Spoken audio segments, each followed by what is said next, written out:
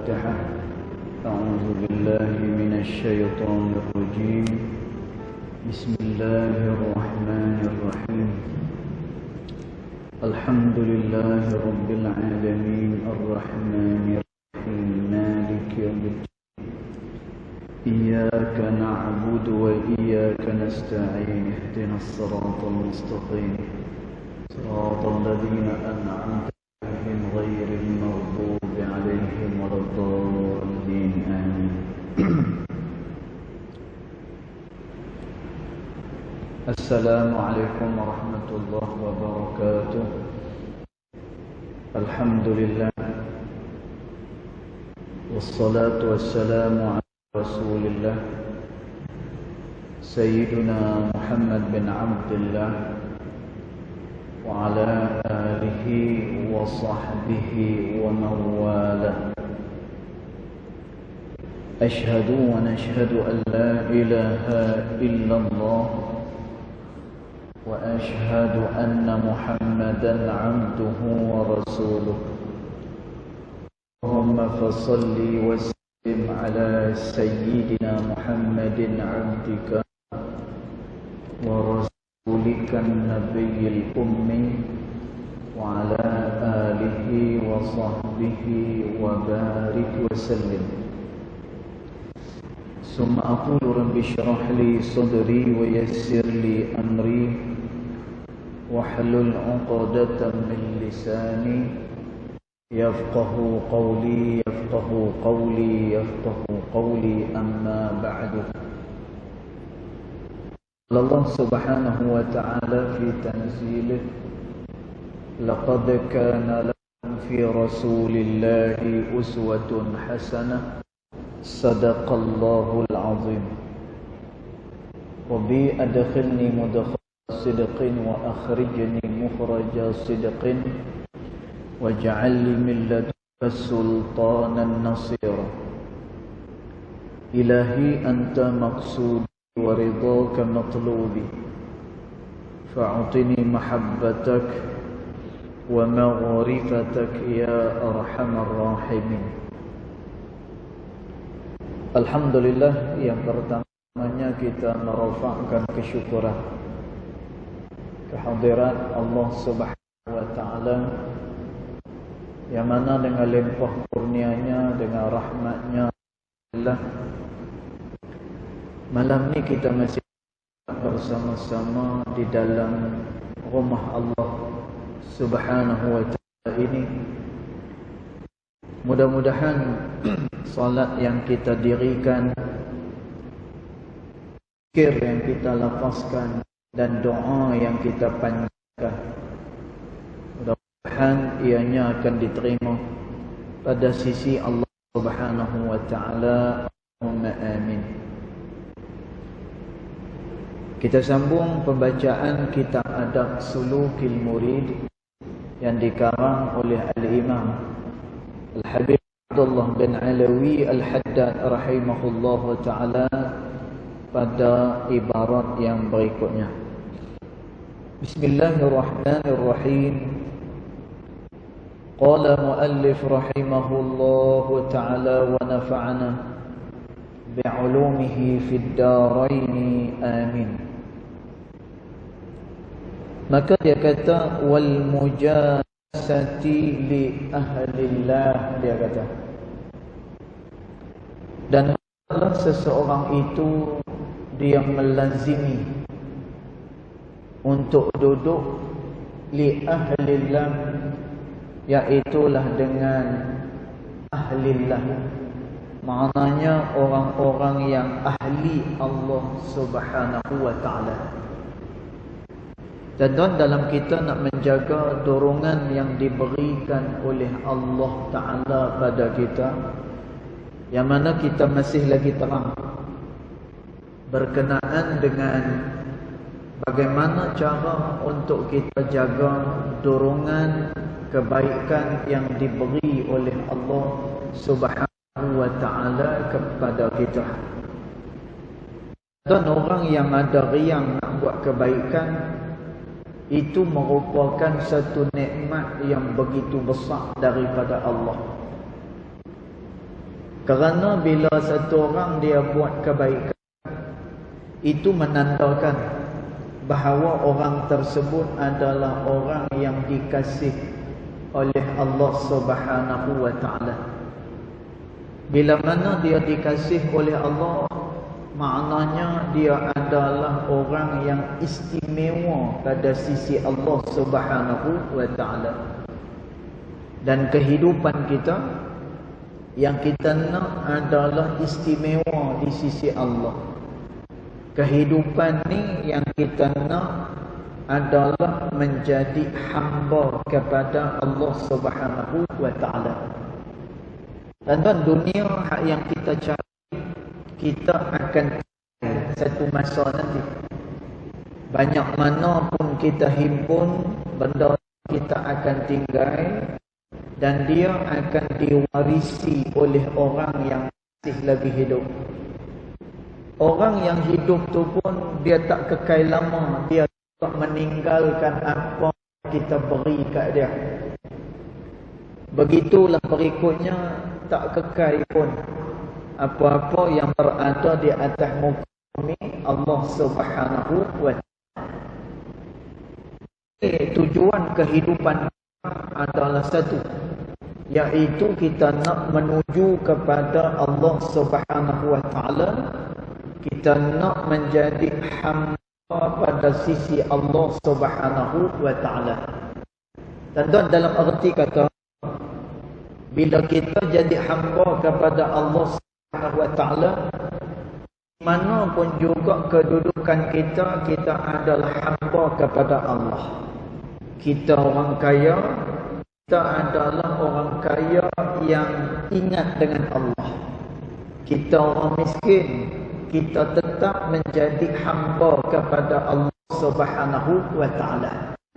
Dan apa pun juga posisi kita, tak pernah kita melupakan Allah dan melupakan kedudukan kita sebagai seorang hamba. Kerana tu Nabi SAW menyebut, in ahsanan nas, kalaulah manusia berbuat ahsan, kamu tetap dengan kebaikan, kata Rasulullah. Wa in asa'u, kalaulah orang buat kejahatan, ahsantum, kamu tetap menjadi orang yang baik, kata Nabi SAW. Dan maknanya apa? Di mana pun juga kita berada, kita taat dengan Allah. Di mana pun juga kita berada, kita adalah hamba kepada Allah Subhanahu wa ta'ala. Dan ni tujuan manusia dibuat oleh Allah Subhanahu wa ta'ala.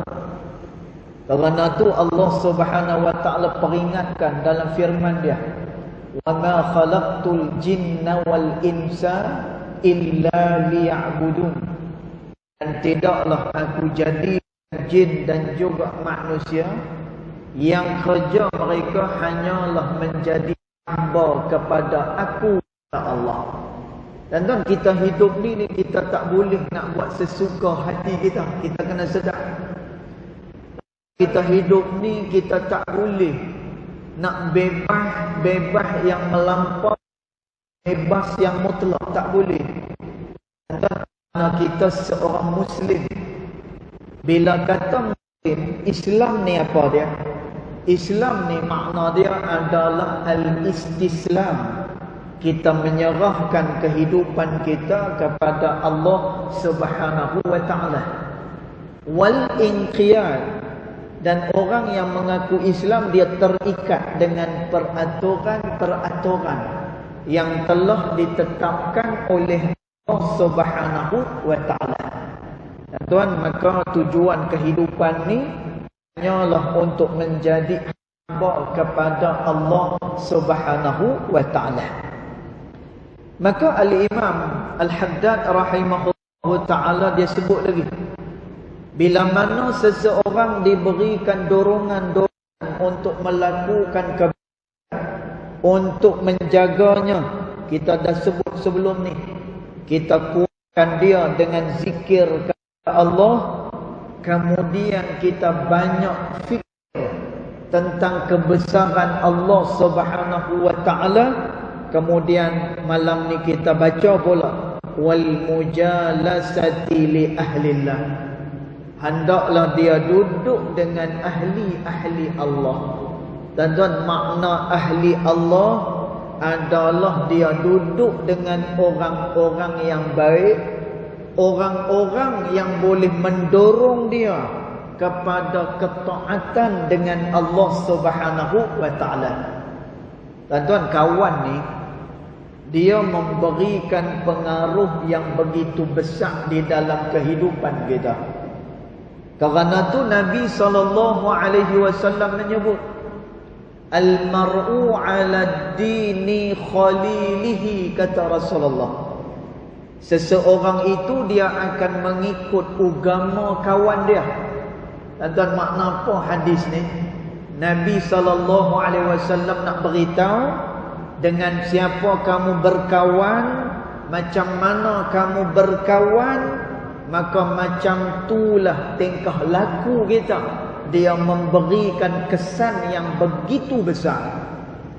Tuan-tuan, bahkan disebut oleh ulama, kalaulah kamu nak tengok seseorang itu macam mana, tuan-tuan, kita nak kenal satu orang ni dia punya karakter dia, macam mana tabiat dia. Kata ulama, lihatlah dengan siapa dia berkawan, kata ulama. Tuan-tuan, maknanya kawan ni dia memberi pengaruh yang begitu besar dalam kehidupan kita. Kerana tu orang yang nak dekatkan diri kepada Allah Subhanahu wa taala, hendaklah dia memilih kawan yang mana kawan ni boleh mendorong dia untuk lebih taat kepada Allah Subhanahu wa taala. Tuan-tuan, disebut oleh Al-Imam Al-Ghazali rahimahullahu taala dalam kitab dia Bidayatul Hidayah. Tuan-tuan, kata Imam Ghazali, hendaklah kamu berkawan dengan orang yang boleh dijadikan kawan.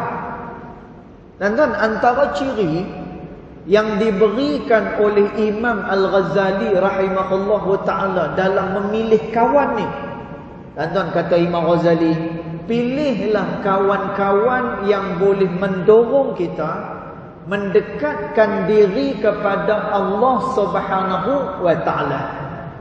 Tuan-tuan, pasal apa Imam Ghazali dia sebut macam tu?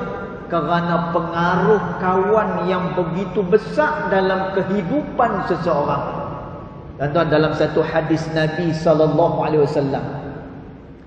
hadis ni riwayat daripada Sayyiduna Anas bin Malik radhiyallahu anhu wa ardah. Kata Nabi SAW, ada sebahagian daripada orang yang dia itu adalah pemegang kepada kunci-kunci hidayat Allah. Tuan-tuan, maknanya apa? Kalau kita berkawan dengan dia, kalau kita rapat dengan dia, dia akan memandu kita kepada hidayat Allah Subhanahu wa taala.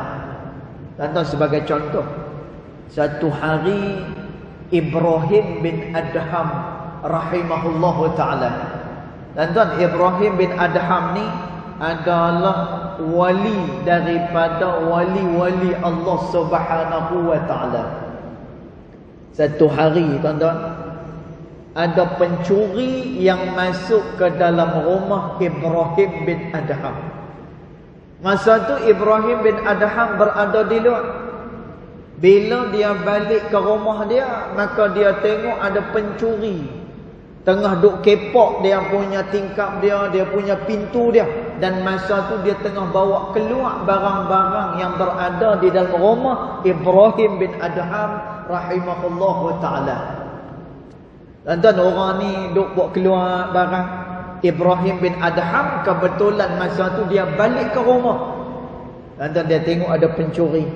Lalu apa yang dia buat kepada pencuri ni? Ibrahim bin Adham pergi tolong pencuri ni keluarkan barang-barang tu. Dan pencuri ni pun dia terperanjat. Hang siapa? Hang siapa? Dia kata tak apa, buat keluar barang dulu. Nanti kalau tuan dia balik, hang susah. Tuan-tuan, pencuri itu tak tahu yang Ibrahim bin Adham ni lah pemilik kepada rumah tersebut. Tuan-tuan, dia tolong pencuri itu, nak ambil apa lagi? Dia tolong semua. Tuan-tuan, akhirnya pencuri ni pun dapat hasil pada malam hari tersebut. Maka keesokan harinya pencuri ni duk berasa, siapa dia yang tolong aku malam kemarin ni? Siapa dia? Tuan-tuan, pencuri ni pun balik semula ke rumah yang dia masuk semalam ni. Tengok-tengok ada Ibrahim bin Adham rahimahullahu ta'ala. Tuan-tuan, maka terperanjat pencuri ni. Maka pencuri ni tanya kepada Ibrahim bin Adham, pasal apa kamu berada dekat rumah ni? Maka kata Ibrahim bin Adham, rumah ni adalah kepunyaan aku. Rumah ni adalah milik aku. Tuan-tuan, kui terperanjat lagi pencuri ni. Tuan-tuan, maka pencuri ni tanya, kalau betul lah kamu ni tuan rumah, pasal apa semalam masa aku ambil barang hang tak halang aku? Pasal apa tolong aku keluarkan barang-barang daripada rumah kamu? Tuan-tuan, hanya satu baris perkataan yang disebut oleh Ibrahim bin Adham akhirnya mengubah kehidupan pencuri ni buat selama-lamanya. Tuan-tuan, apa kata Ibrahim bin Adham? Kita dijadikan oleh Allah bukan menghimpun harta, tetapi kita dijadikan oleh Allah adalah sebagai hamba kepada dia. Tuan-tuan, kerana terkesan dengan perkataan Ibrahim bin Adham ni, akhirnya pencuri ni belajar dengan Ibrahim bin Adham. Akhirnya dia juga menjadi orang yang hebat dalam taat kepada Allah Subhanahu wa taala. Tuan-tuan, maka betul kata Nabi SAW, kadang-kadang ada sebahagian daripada orang, dia adalah pemegang kepada kunci-kunci pembukaan kepada kebaikan, ketaatan kepada Allah Subhanahu wa taala. Dan Nabi SAW kata, ada sebahagian orang, kata Nabi, dia menjadi pemegang kepada kunci-kunci kegelapan. Tuan-tuan, maknanya apa? Kita berkawan dengan dia, dia pengaruhi kita, akhirnya perjalanan kita gelap, akhirnya kita terpengaruh dengan dia, maka kita derhaka kepada Allah Subhanahu wa taala. Tuan-tuan, ada cerita orang yang dekat dengan Allah, akhirnya dia menjadi orang yang asi pada akhir hayat dia. Pada akhir hayat dia, dia jadi orang yang bermaksiat dengan Allah Subhanahu wa taala. Tuan-tuan, di zaman Nabi Allah Musa alaihi salam, ada satu orang yang namanya adalah Bal'am bin Ba'ura. Tuan-tuan, kisah Bal'am bin Ba'ura ni, ada sebahagian daripada ulama kata orang yang bernama Bal'am ni tak ada. Sebahagian daripada ulama kata dah, kisah Bal'am bin Ba'ura ni adalah kisah yang sahih. Tuan-tuan, tapi kisah ni dia ada pengajarannya. Tuan-tuan, antara yang meriwayatkan cerita ni adalah di dalam tafsir Safwatut Tafasir yang dikarang oleh Syekh Ali As-Sabuni rahimahullahu ta'ala. Tuan-tuan, apa kisah Bal'am bin Ba'ura ni? Tuan-tuan, Bal'am bin Ba'ura ni, antara kelebihan yang diberikan oleh Allah kepada dia, kalaulah dia angkat tangan berdoa kepada Allah, maka doa dia dimustajabkan oleh Allah dengan segera. Masya Allah, ni merupakan satu kelebihan kepada Bal'am bin Ba'ura. Dia angkat tangan, maka mustajablah doa kepada Allah Subhanahu wa taala dengan segera. Tuan-tuan, satu hari raja di Mesir ni, dia dengar Nabi Allah Musa alaihi salam sedang bergerak daripada tempat dia nak masuk ke dalam tempat raja ni. Tuan-tuan, bila raja ni dengar Nabi Allah Musa alaihi salam sedang bergerak, maka raja ni perintahkan kepada Bal'am bin Ba'ura supaya berdoa kepada Allah supaya Nabi Musa tak sampai ke tempat dia. Tuan-tuan, orang yang dekat dengan Allah, dia tak mau doa yang tak elok pada orang. Apatah lagi yang dia nak doa ni adalah kepada seorang Nabiullah. Tak mungkin dia nak doa dengan doa yang tidak baik. Tuan-tuan, maka dia tak mau taat kepada perintah raja ni. Tuan-tuan, lalu raja ni dia pun pasang strategi, dia pasang plan. Tuan-tuan, dia pasang plan macam mana? Dia panggil isteri kepada Bal'am bin Ba'ura. Tuan-tuan, dekat rumah kita ni, kawan kita, isteri kita lah. Yang ni yang paling dekat dengan kita. Yang ni hari-hari kalau kita balik rumah, muka ni lah yang akan sambut kita di muka pintu. Tuan-tuan, kita makan hari-hari pun daripada masakan isteri kita. Tuan-tuan, dia orang paling rapat dengan kita. Tuan-tuan, maka raja panggil bini isteri kepada Bal'am bin Ba'ura. Raja kata apa? Kalau hang boleh mengubah fikiran suami hang supaya dia berdoa kepada Allah, supaya Nabi Musa AS tak sampai ke tempat aku ni, engkau aku berikan dengan kebesaran, engkau aku berikan harta sebagai anugerah. Tuan-tuan, dia hasutnya bini kepada Bal'am bin Ba'ura. Tuan-tuan, akhirnya isteri Bal'am bin Ba'ura ni menerima tawaran daripada raja ni. Tuan-tuan, maka bila Bal'am bin Ba'ura dia balik ke rumah, isteri dia mula melakukan pujukan kepada Bal'am bin Ba'ura. Wahai Bal'am, kalaulah kamu berdoa yang hanya seketika, doa kamu yang seketika tu akan mengubah kehidupan kita. Tuan-tuan, Bal'am tak mau. Bal'am tetap dengan pendirian dia.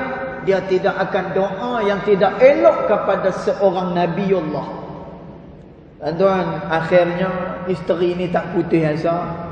Esok tak masak nasi. Esok tak masak nasi, dah tak buat ayak dah untuk suami dia.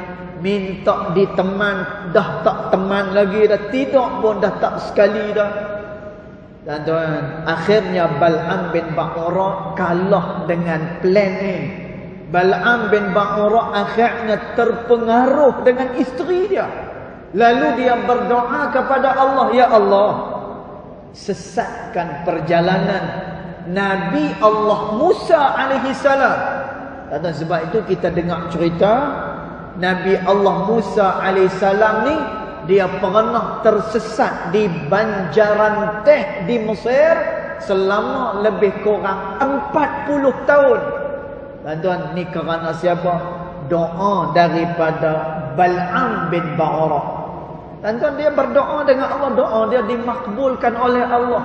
Tersesat Nabi Musa dan juga pengikut dia selama lebih kurang 40 tahun.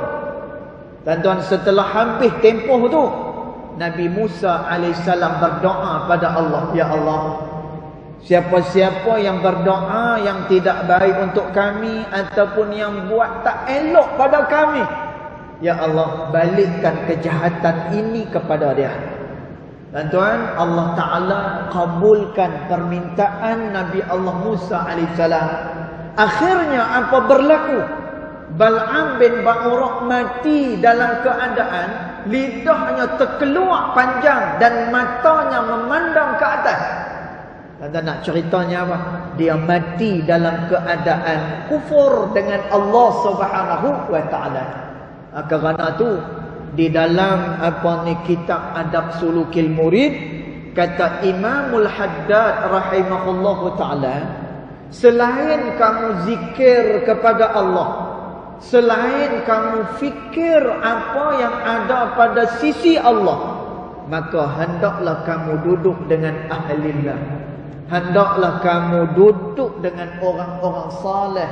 Hendaklah kamu duduk dengan orang-orang yang boleh mendorong kamu untuk taat kepada Allah Subhanahu wa taala.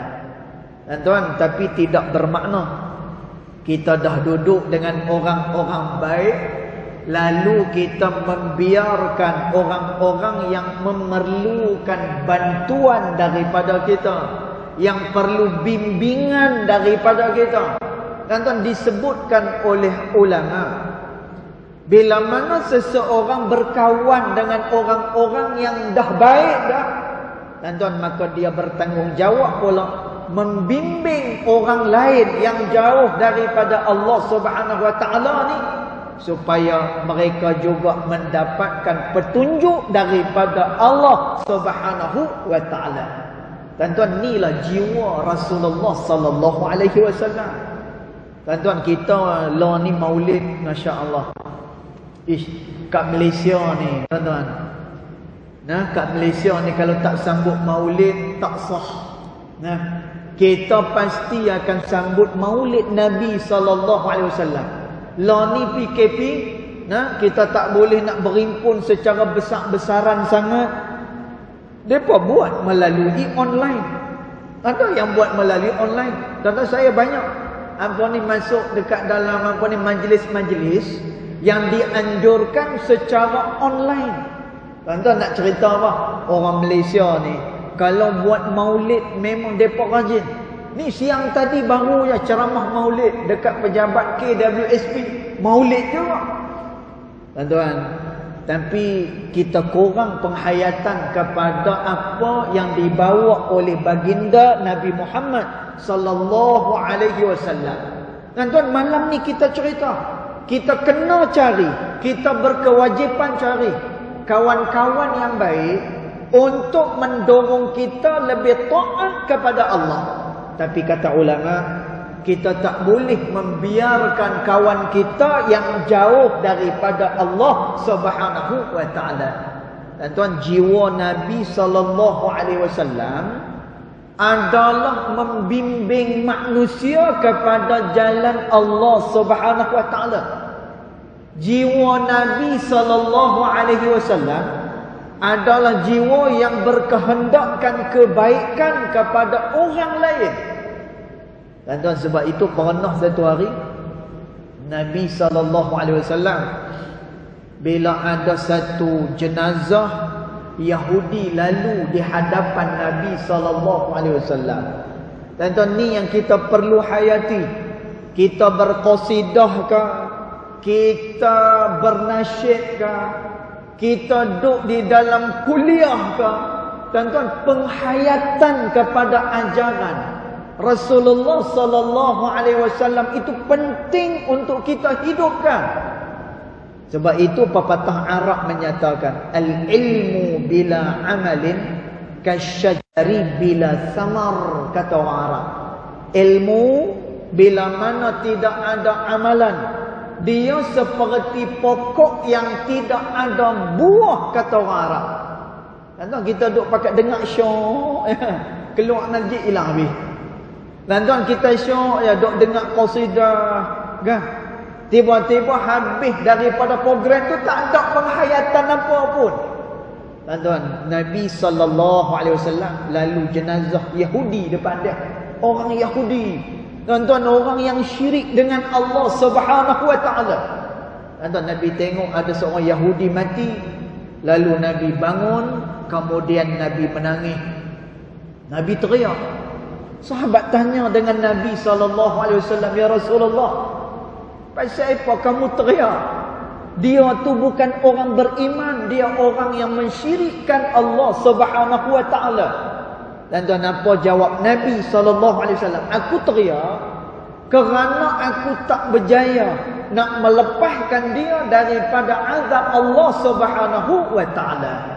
Dan tuan, dekat sini nak tunjuk pada kita, walaupun kita dah duduk dengan ahlillah, tapi orang-orang yang masih lagi belum mendapatkan hidayah, tanggungjawab kita doa dengan Allah, bimbing orang ni supaya dia juga mendapatkan hidayah daripada Allah. Tuan-tuan, tapi ada orang dia boleh duduk dengan tok guru, dia boleh duduk dengan orang-orang alim, dia duk berasa dah. Tuan-tuan, dia duk berasa, aku ni ya Allah, duk dengan orang-orang baik, orang lain tak ada pun macam ni. Tuan-tuan, kalau dia ikhlas berasa macam tu, kalau dia berasa ikhlas betul, yang dia nampak di situ adalah nikmat Allah, tak apa. Maknanya dia orang yang bersyukur kepada Allah. Tapi ada orang yang dia tak perasan, dia duk berasa baik ya. Pasal apa? Duduk dengan ulama. Pasal apa? Duduk dengan orang-orang alim, dia duk berasa baik. Tuan-tuan, maka bila mana dia ada rasa macam tu sehingga merendahkan orang lain, tuan-tuan, itu namanya adalah ujub, dan juga dia telah takabur terhadap diri dia sendiri. Nabi SAW teriak. Tuan-tuan, teriak pasal apa? Kerana tak berjaya nak bawa orang ni lepas daripada azab Allah Subhanahu Wa Taala. Tuan-tuan, Nabi SAW juga ada seorang budak yang khidmat kepada dia. Dan budak ni juga adalah orang Yahudi. Tuan-tuan, tapi dia khidmat dengan Nabi SAW. Tuan-tuan, satu hari budak ni dia kena penyakit yang berat sehinggalah membawa kepada kematian dia. Tuan-tuan, masa dia dah nazak dah, budak ni nazak dah, Nabi pergi ziarah kepada budak ni. Tuan-tuan, Nabi SAW tengok budak ni, dia dah nazak sangat dan tak ada harapan hidup. Kata Nabi SAW, La ilaha illallah Muhammadur Rasulullah. Tuan-tuan, Nabi suruh budak ni mengucapkan kalimat iman kepada Allah Subhanahu Wa Taala. Tuan-tuan, budak ni dia tak boleh kata apa, lalu dia pandang kepada mak dan juga ayah dia. Nabi sebut lagi, La ilaha illallah Muhammadur Rasulullah. Nabi pujuk dia. Tuan-tuan, budak ni sekali lagi dia pandang kepada mak dan juga ayah dia. Sehinggalah ayah dia ni kata, Anta ma'a Abil Qasim. Kata bapa budak ni, tak apalah wahai anak, kamu bersama-sama dengan Rasulullah sallallahu alaihi wasallam. Akhirnya tuan-tuan, budak Yahudi ni sebelum dia meninggal dunia, dia sebut kalimat La ilaha illallah Muhammadur Rasulullah. Sahabat kata, pada masa orang Yahudi ni menyebut kalimat syahadat ni, Nabi keluar dalam keadaan muka Nabi berseri-seri, kata sahabat Nabi sallallahu alaihi wasallam. Dan pasal apa? Nabi rasa dia dah berjaya dah memberikan hidayat kepada orang tersebut untuk orang ni beriman kepada Allah Subhanahu Wa Taala. Tuan-tuan, ini jiwa Nabi Muhammad sallallahu alaihi wasallam. Maka kerana itu, setelah kita duduk dengan ahlillah, tuan-tuan, maka pastikan juga orang lain kita sebarkan juga kebaikan. Mudah-mudahan dia mendapatkan kebaikan pada sisi Allah Subhanahu Wa Taala. Kemudian Imam Al-Haddad rahimahullahu taala kata lagi, wa hifdhuhu, dan hendaklah engkau menjaga dorongan ini bil bu'di, dengan engkau menjauhkan diri. Tuan-tuan, jauhkan diri daripada apa ni? An mujalasatil mahjubin, daripada duduk dengan orang-orang yang terhijab. Maknanya orang-orang yang tidak berjalan pada hidayat Allah Subhanahu Wa Taala. Tuan-tuan, maka jauhkan diri kita daripada orang-orang yang tak mendorong kita daripada melakukan taat kepada Allah Subhanahu Wa Taala. Tuan-tuan, pasal apa? Kerana dia akan menyebabkan, pertama, kita terpengaruh dengan dia. Yang kedua, orang yang mahjubin, orang yang tidak berjalan pada hidayat Allah Subhanahu Wa Taala, dia sering melakukan kefasikan kepada Allah Subhanahu wa taala.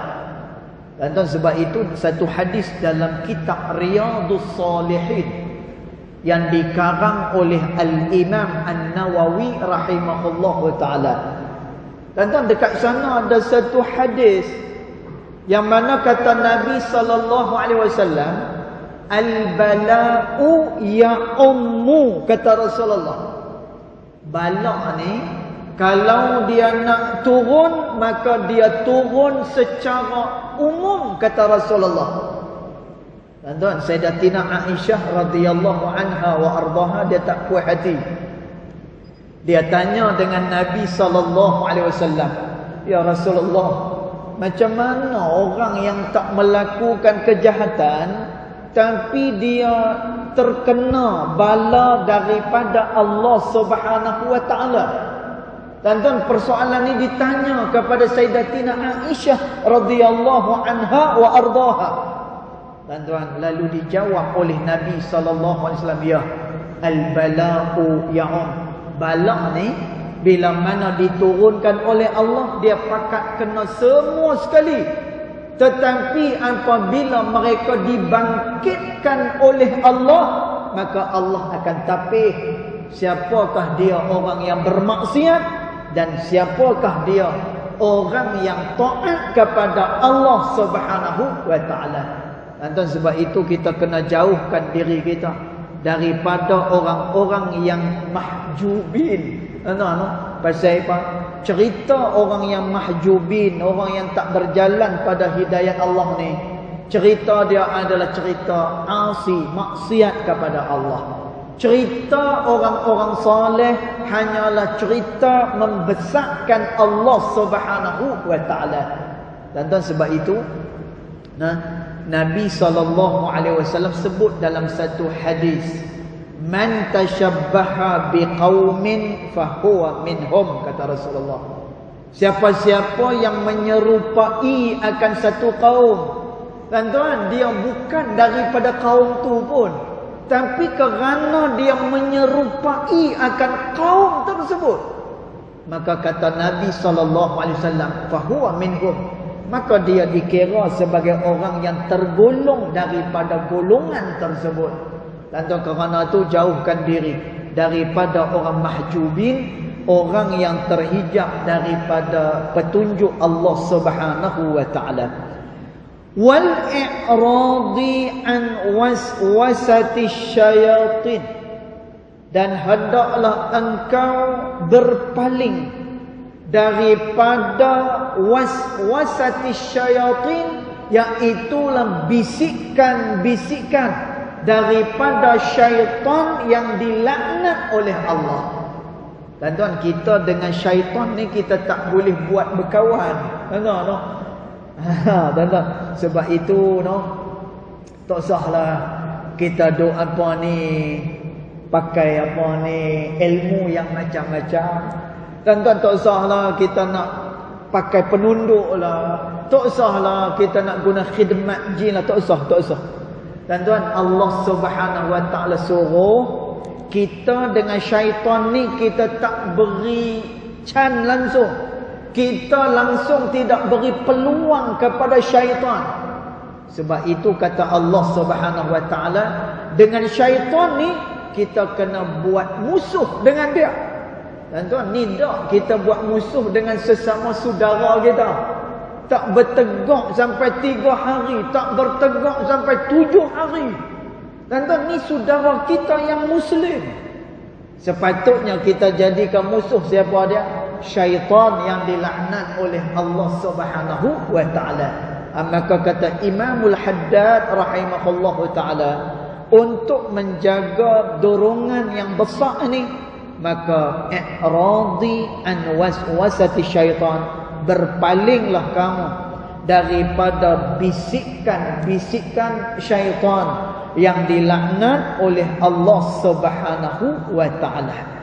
Tuan-tuan, nanti insya-Allah kita akan sambung pada minggu hadapan, setelah daripada mana kita dah jaga dah segala cara untuk kita jaga nikmat dorongan ni.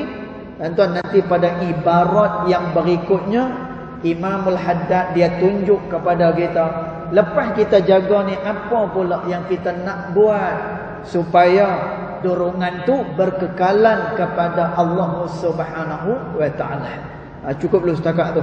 Yang baik datang daripada Allah Subhanahu wa taala, yang tidak baik datang daripada kejahilan diri saya sendiri, walaupun hakikat kedua-duanya datang daripada Allah Subhanahu wa taala.